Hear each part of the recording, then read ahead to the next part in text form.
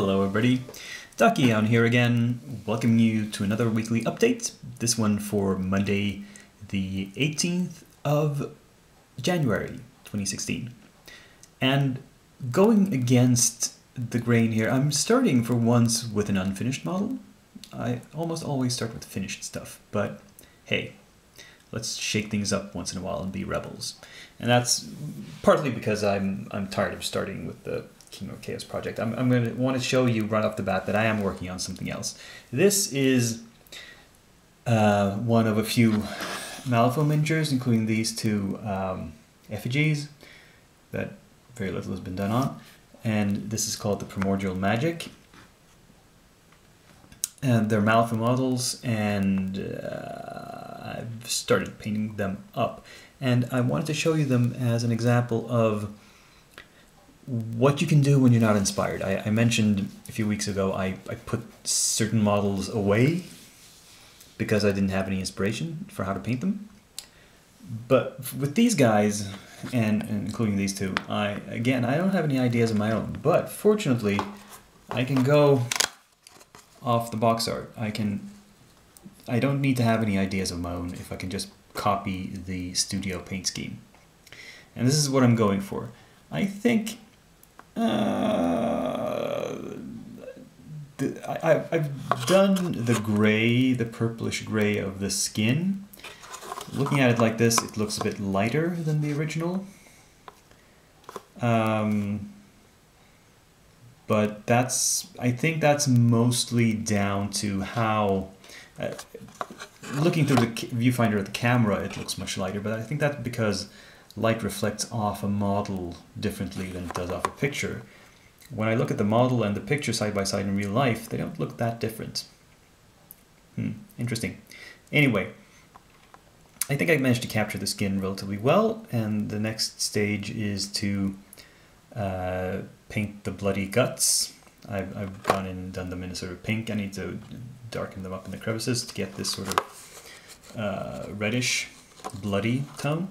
And then of course the green flame from the mouth and the tail. It's coming out of this like copper or bronze pot there on the ground.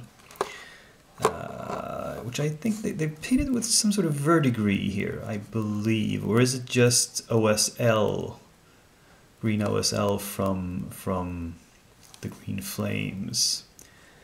I'll have to think about that.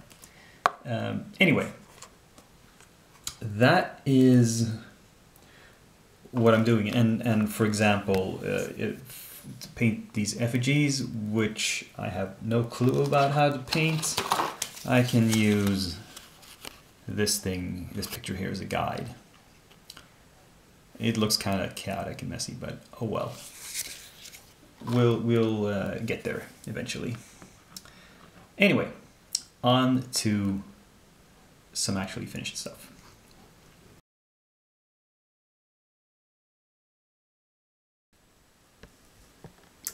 And for the Kingdom of Chaos project, this is what I've finished this week. The 12 heavy pikemen. These are mostly fully armored guys, as you can see, with a few cloth and leather bits on them. And they're in the style of the rest of the people I've painted. These archers have been started, as you can see. I've basically done the messy parts that needed dry brushing, like the dirt on the base and the wolf pelts and the beard. Not sure how it comes across in the picture, but in general, these models have a lot of tiny details on them. And you have to think about how to treat those. If I was just painting one of these guys as a character model, I would go all in and be very precise about picking out every little strap and buckle and whatnot, a little braid, and I'm not sure. There's something like they have like, it looks like almost like a chicken foot braided into their beards. I'm not quite sure what that's supposed to be. Anyway, if I was painting just one of these guys, I would, as mentioned, try my best to pick out all that detail. But seeing as this is an army, I'm going to sort of gesture at it. I'm going to make a sort of impressionistic effort and to show you that there's something there, but it will not be painted as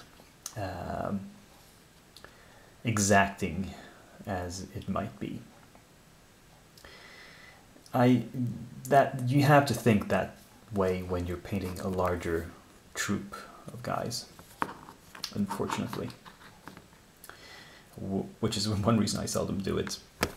Anyway, the cavalry, no, it hasn't been started yet. So that's all for the Kingdom of Chaos project for this week.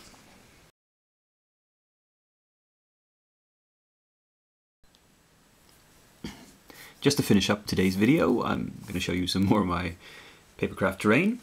These are the ruined archways, which come in sections that slot together.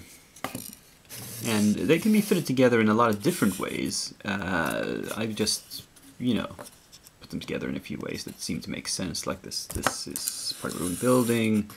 This is simply a T-section.